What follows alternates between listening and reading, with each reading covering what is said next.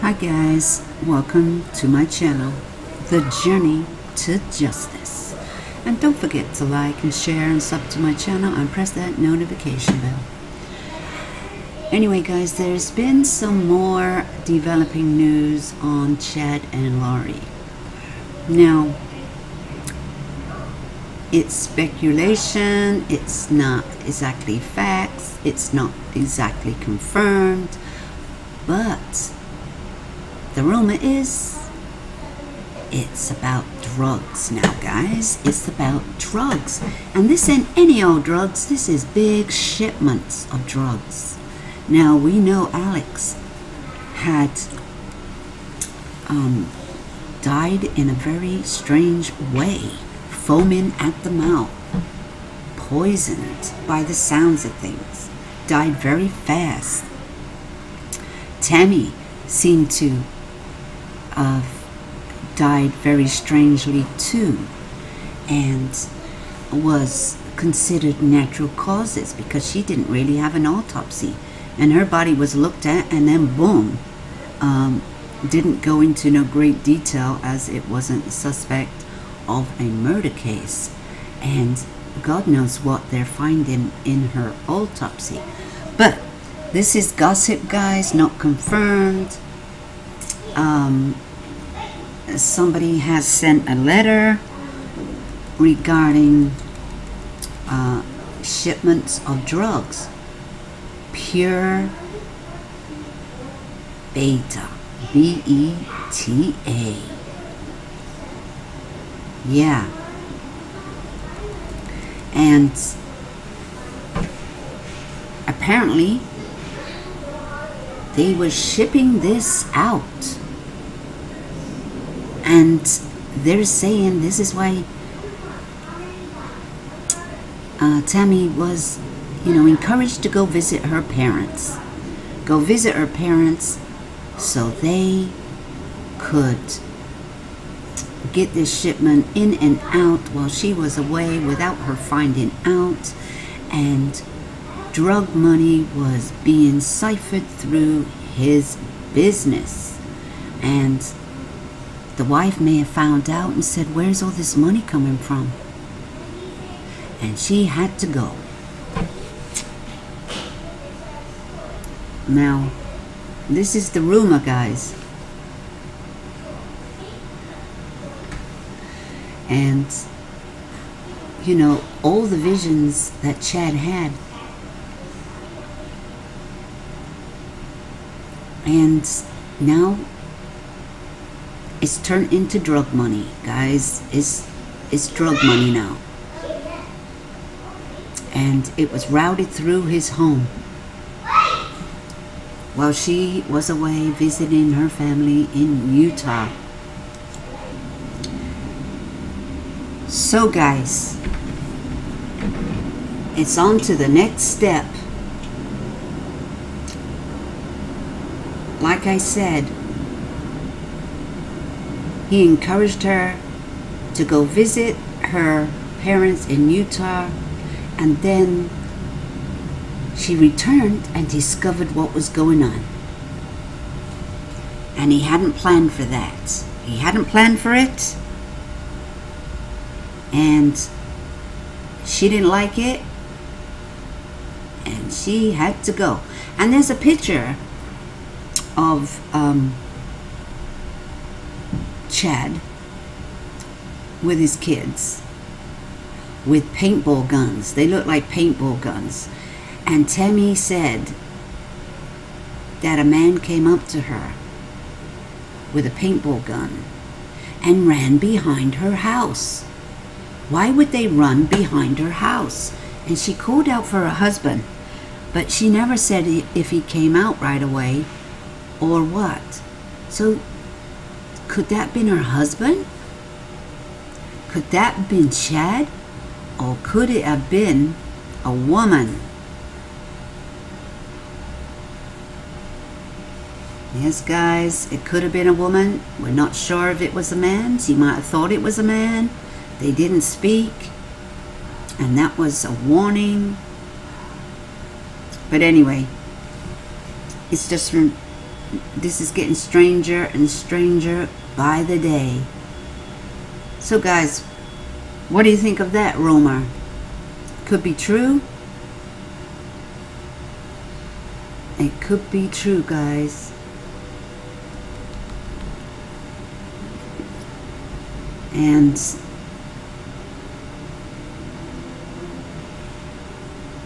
of course, you know, to set up a cult and to be able to live and hide, you need money. You need money, and you need some good friends, and you need people that are brainwashed to stand right next to you and give you all their money. So you can hide and do what you said your vision was, and carry on preaching this sick cult-like energy. Forget the visions, guys. Forget the visions, because no angels of the Lord is gonna help you murder anyone. Visions are half-truths of what really may have happened. Yeah, so we have to listen to the words used, and without really saying out straight, you're telling a goddamn story about what was about to happen, what was the planned thing. Because I just don't see two people having the same story. Julia and Chad, allegedly, having the same story about their visions. And speculations is, you know, this drug thing is highly motivating factor. And Lori and Alex discussing Charles' $2 million policy. Charles putting off his divorce, putting it off. He put it off. And before he could finalize and put in for another divorce, he was killed. And you know, this has got to be a planned thing. It's just not circumstantial, or just by coincidence that these people are dying around them.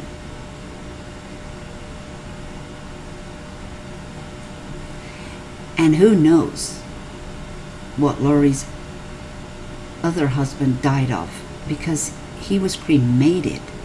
And unless they took a blood sample from him, and he was cremated pretty fast, they can't do nothing for him.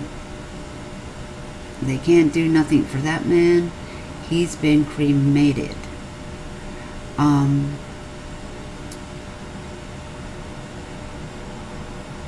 He may have said things days up to him dying suddenly. These people are just dying and falling off the face of the earth. And one thing, guys, they're looking real guilty. Real guilty. Because it doesn't take much to have the children get in touch with somebody somehow, even through his lawyer, and do a face-to-face and show these kids in real time. No fake shit. Has to be in real time. And let them talk. and let them be free to talk. All you have to do is let them talk. Let the world, let the police, let the investigators know that these children are okay and safe. Because now it's getting out of hand. Now the investigators are on to you too for, looks like, foul play. Yes, guys, foul play.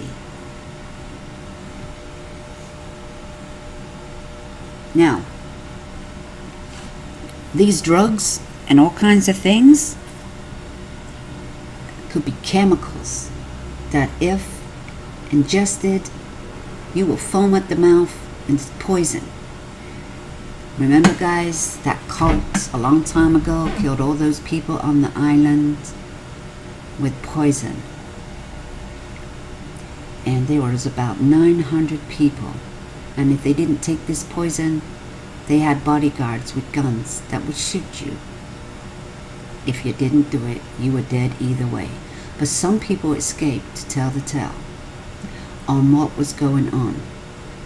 And I don't know who they're preaching to, but this is just pure evil. I mean, many people who believe in this kind of cult-like end up dead because that's their beliefs. They end up dead because they're going to the next world. They're getting ready for the next world, and they think they are all coming back and gonna live this life of, well, I don't really know what they're thinking. I mean, if this earth, if this world would end, it would end and we will be all gone. Every single one of us on this planet would be dead. No matter what you prepare for, no matter what, we will be obliterated, and all that will be left is ashes. We would all be gone.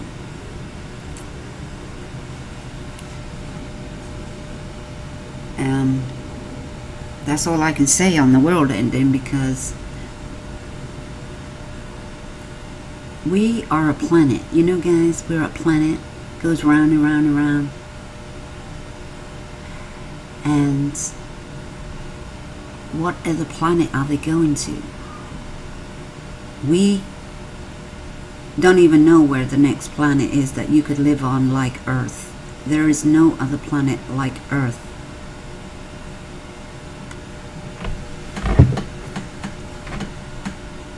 So I don't know where they think they're going. Well, guys, you can't brainwash me. I live in reality. These people do not. They believe in something out of this world that they are just making up. And people believe it because, you know, people have strong beliefs, and people are easily led, easily brainwashed.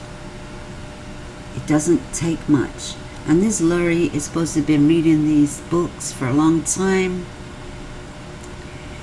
A little bit of her podcast that she did was released, just a little bit. You could hear her voice and the way she was talking. Yes, guys, this just is not looking good at all. People are speaking out about their podcasts and, you know, preparing a people for the second coming of Jesus Christ. And there are some followers of Julie Rowe and they've listened to their Preparing a People's podcast, and Chad is a church voice to tell his stories, and they just wondered if this guy believes his own lies, or is he just in it for the money?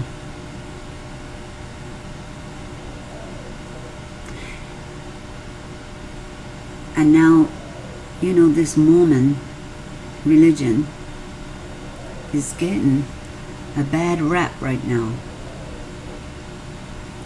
And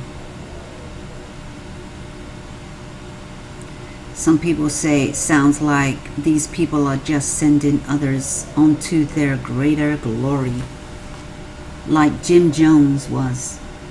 He said it would be so much better than they got when they get to the other side. The other side of what? You know, each to their own beliefs, to where we go once we pass on. And this is absolutely bizarre. But these are what cults are like. They are bizarre. You know, Chad is very highly educated. I mean, he's educated. He's a graduate in journalism, and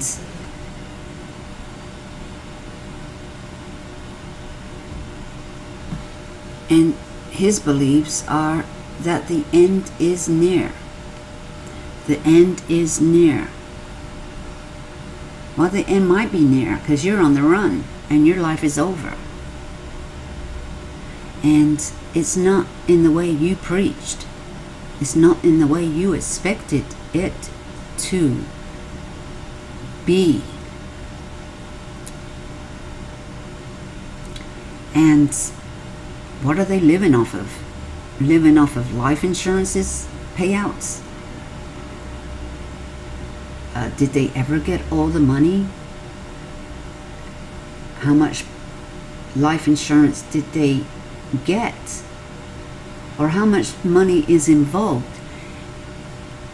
That's not a lot of money when you are on the run and you have to hide forever or a very long time. How long are they going to hide out for? How long?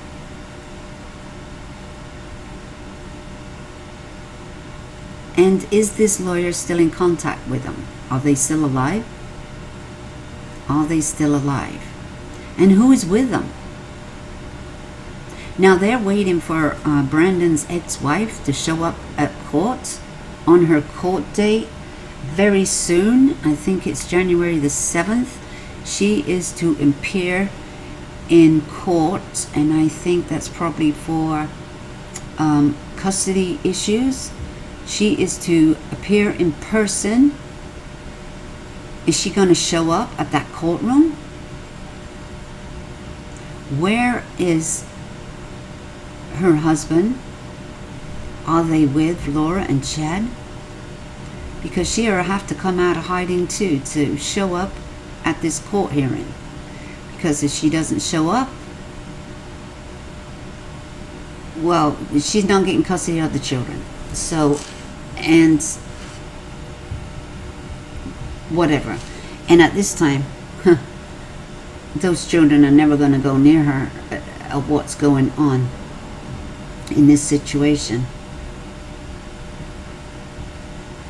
So we are still waiting for Tammy's results to come in to see if there's any kind of foul play, like poison, something you take that would give you a heart attack. And well, it might not even be a heart attack. Did they give her coke? Cocaine? I don't know.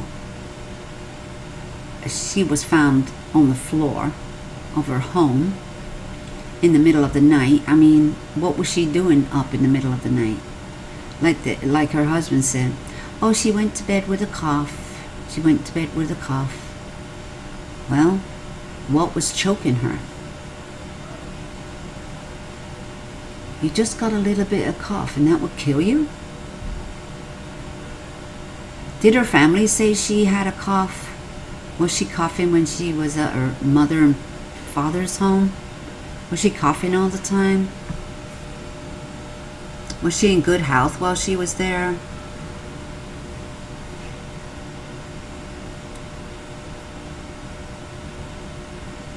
I mean, Chad had a website page about me.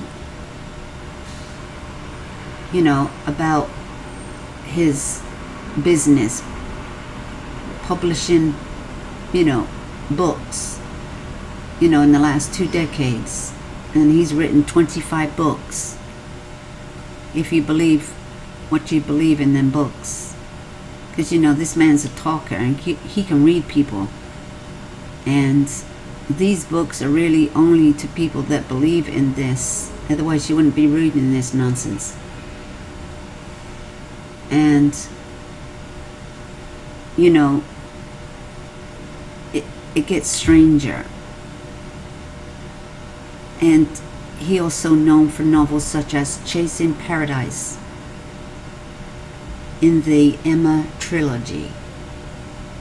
And that one is well known for fiction, for youths. And he said his wife Tammy also created the Tiny Talk series for primary children. What was that about in her books? And he is the president of the Springs Creek Book Company. And that is www.spring, that is springcreekbooks.com. And his description, which he wrote in the 3rd person about himself, living on the edge of heaven. Yeah, well, these people think they're going to heaven. You don't have to do all this to go to heaven. No. You don't have to do this to go to heaven, but I guess the Lord above will take anybody. He will forgive anybody. He will forgive their sins. And they very much are into the spirit world. Yeah, well, I don't mind the spirit world. You know, I quite believe, but I'm not brainwashed into believing. But my mind is open to the spirit world and ghosts and all that. Yeah, I do kind of believe in that. I mean, you know, it's like when people believe in witches and voodoo. You know, that's been going on for centuries. Well, this cult is very much into witches and voodoo. You know, it's like something evil. But the spirit world, I believe in spirits.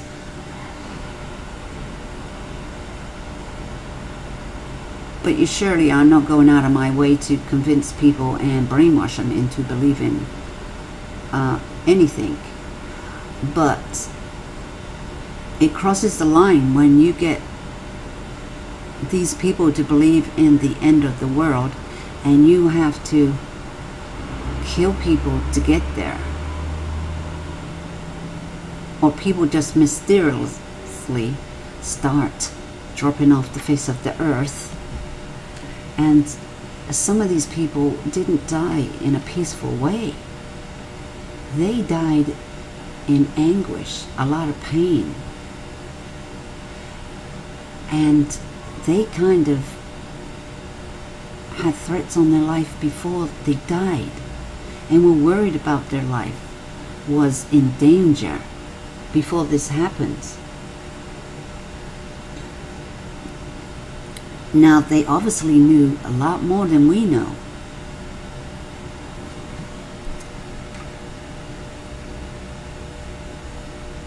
And Chad has become an author and a publisher.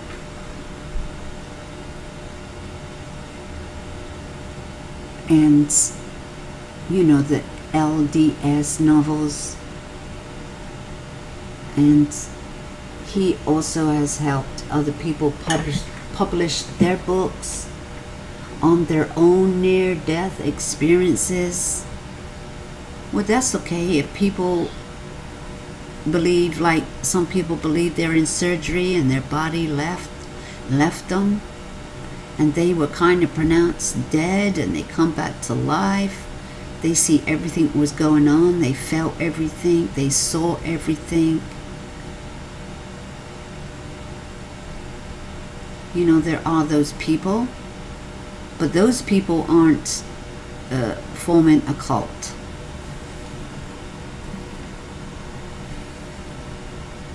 And in 2008, Chad began grinding out a living as a cemetery superintendent in Utah.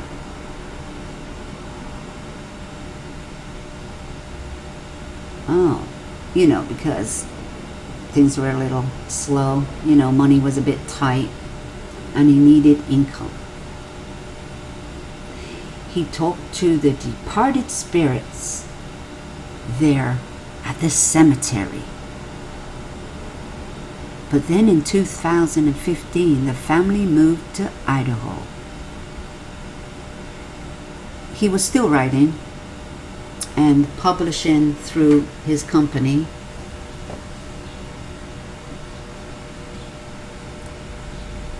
He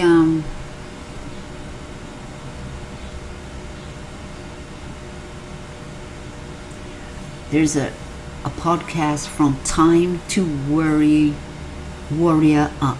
Time to Warrior Up.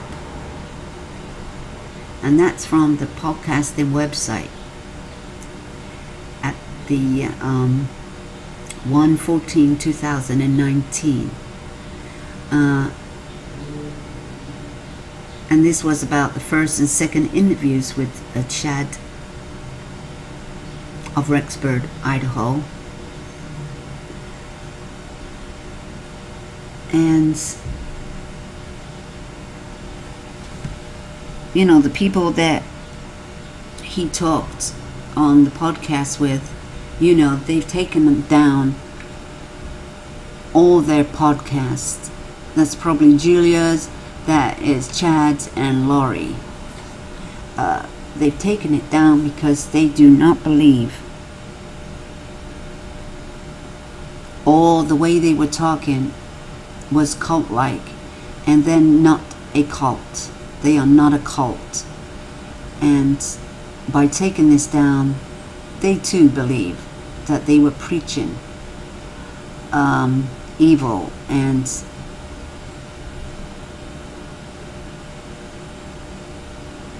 and they don't want to be associated with this, because the LDS is under fire at this time. Their religion,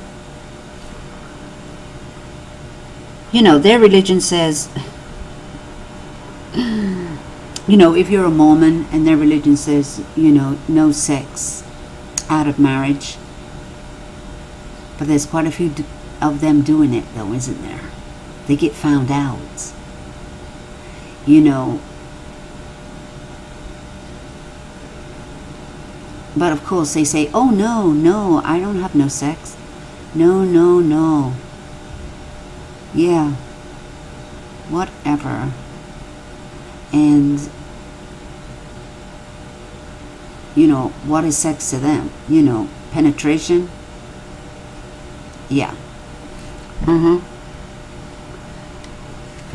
Well, whatever. Some people might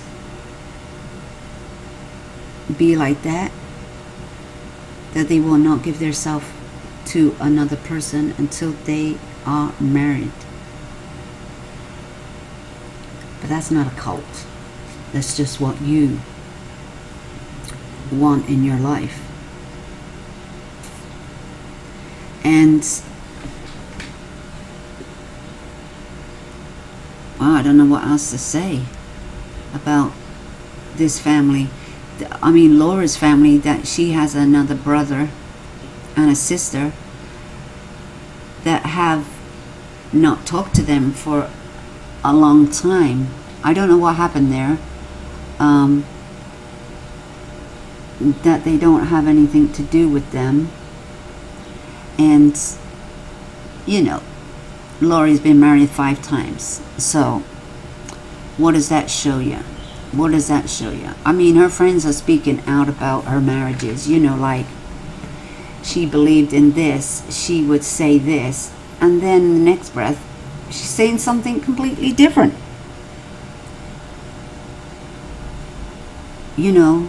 She said to one of her friends just recently that she will never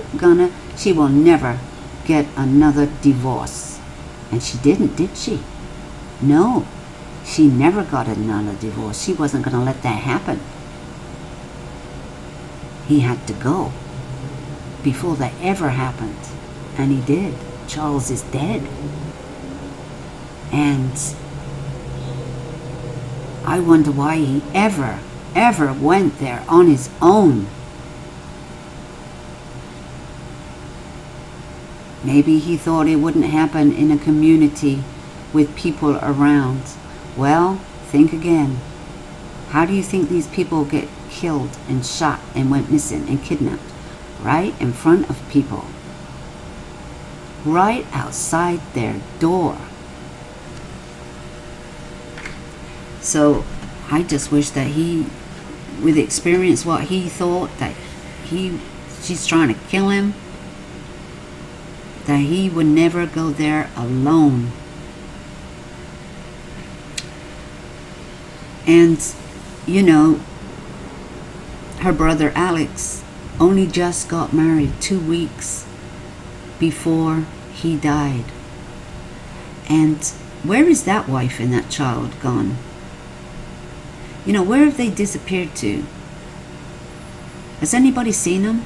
Because I'm not sure what happened to his wife and her child. The one that called 911. What happened to them? Or are they just not speaking out? Because apparently, he's frothing at the mouth and losing body functions. And he was gone within minutes of this happening. So how did he digest this stuff, if that's the case? How did he take poison himself? Was his drink poisoned? Who was around him? Was his sister Lori there? Were they there with him? Like they say, clearing up loose ends. Now, we could speculate and speculate, because that's all we're doing. We're just, wondering what the hell's going on in this family. And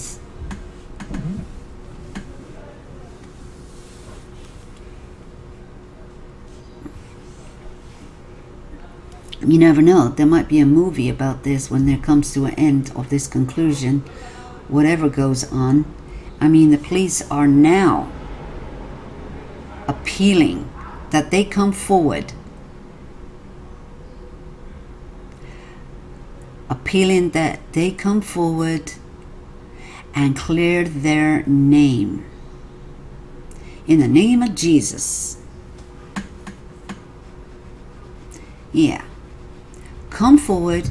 If you have nothing to hide, you've done nothing wrong, you know where the kids are, you know where they are. If they're not with you, you know where they've been, you know where they are. Because you put them there, wherever they are, if you're not with them. Because I cannot see a 17-year-old fall off the face of the earth.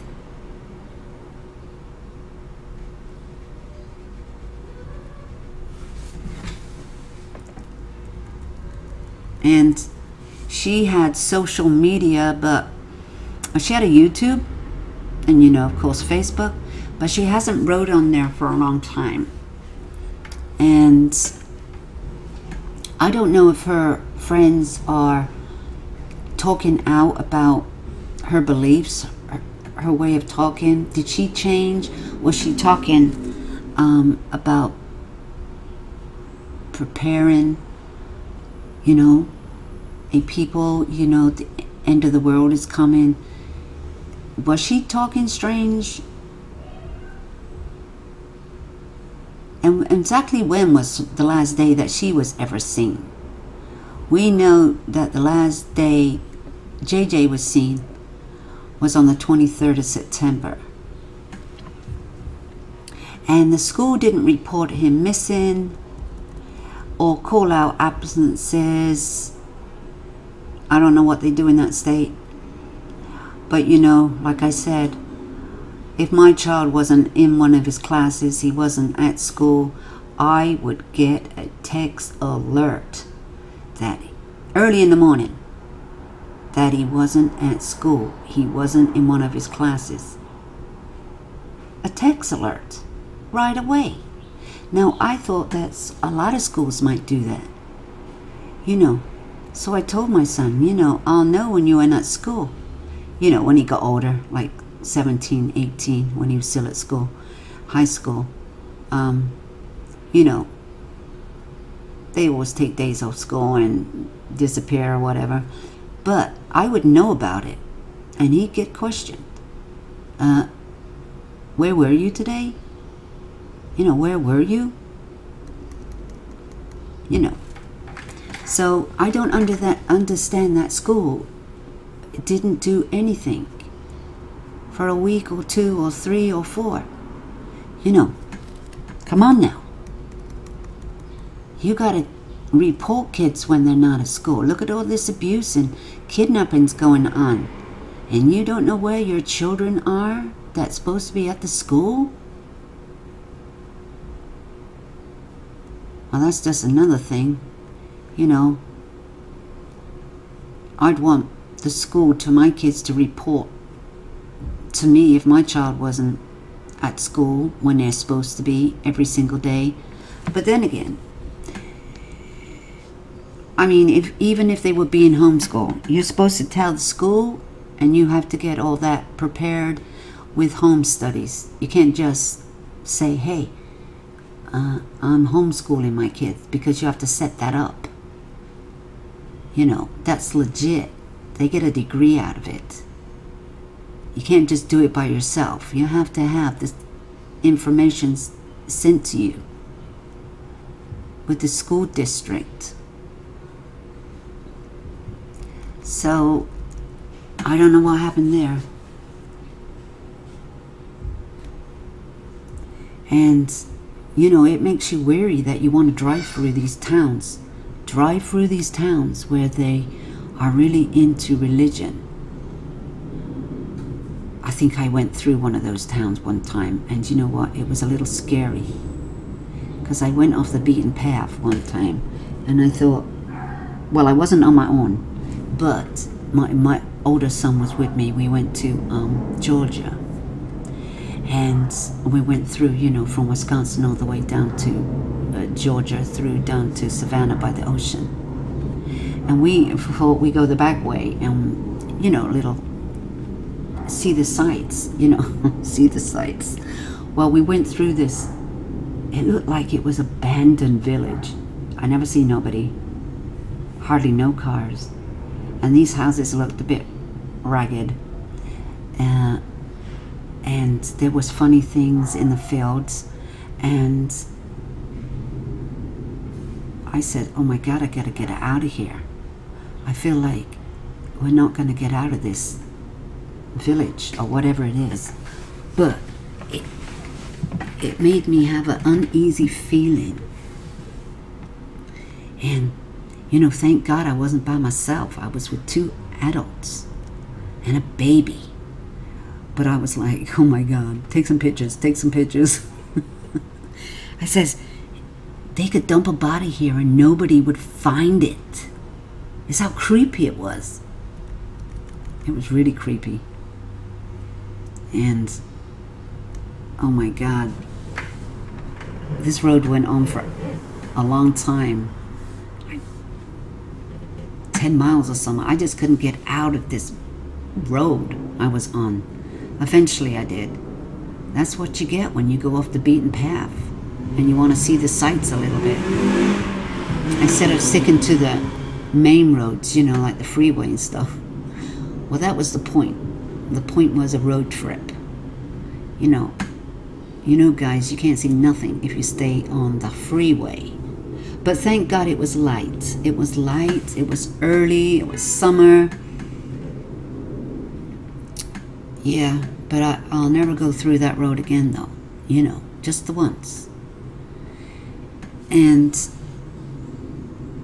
you know, we've all heard, if you're watching this case, you know, that Julie Rowe, she's spoken out. And she's going to be speaking out, I think it's today, on... I don't know if it's another podcast or if it's on some kind of news. And what's she gonna say? What's she got to say that we haven't heard already? You know, and she's having the same visions and telling the same stories over and over. Now, she was on, you know, somebody's channel, and she looked a bit rugged. You know, this is wearing her down a little bit because she doesn't know exactly where they are. Exactly where they are. Well, if you don't know where they are, like everybody points out, you say, I don't even know where they are. I have no clue where they are because, you know, I haven't spoke to him for a while and I wouldn't have a clue where they are. I really don't. I don't know where they are. Exactly. Well, you can't add that exactly on to the end. You either know where they are or you don't. But then again, you know, she's had these visions. And maybe that's why she says she don't know exactly where they are. But she said they're in this room and they're bright. Well, she's talking like they were dead, if you ask me. That's her visions. She just didn't come out and say it. Well, she says she believes they are alive. What? In a bright room? In a bright room? Bright lights? You know, we all see that in visions of people dying, and they always say they see the bright lights. And they go towards the light. They go towards the light. That's the spirit world talking. And she goes, I don't know the kids are safe. I do not know the kids are safe. I can see them. I see their energy. And they're in a bright house. I can see they're in the living room where they are. In a living room. And I see a comfortable bed at night. What's that bed made of? Straw or something? I don't know. This is her visions. You can't see where they are, but this is what you see. Now, who's going to believe that? The only way I believe that is because they are no longer on this earth, guys. So, guys, there's a little bit more information, a little story that's going around, information. It's not really a story, it's a fact. It's been written, it's been said. Doesn't mean it's the truth, but it's out there. And well, the investigators are like demanding some action now, demanding some action. They are at Chad's home with a warrant as I speak. They have been searching his home, and they want to know what's going on there. Now they must have some information to get a warrant to search his home. What happened in that home? Will there be any evidence of foul play? Stay tuned, guys. Stay tuned. And I'll see you in the comments. Don't forget to like and share if you wish, and sub to my channel and press that notification bell. The journey to justice. I am in Salem, and behind me is the house of Chad Daybell, where the FBI, Rexburg Police Department, and Fremont County Sheriff's Office are currently serving a search warrant. Now, they haven't been clear as to what they are searching for. However, a deputy here did tell me that this is an active crime scene and that they are searching in the house. Investigators have been seen taking in boxes, presumably of equipment, not quite sure, into the house. Nothing has come out of the house yet, but more and more investigators have been arriving on scene and going inside of the home. Now, last week, Fremont County Sheriff Lynn Humphreys told me that in the course of this investigation, Chad Daybell's son moved into the house but was not cooperating with investigators.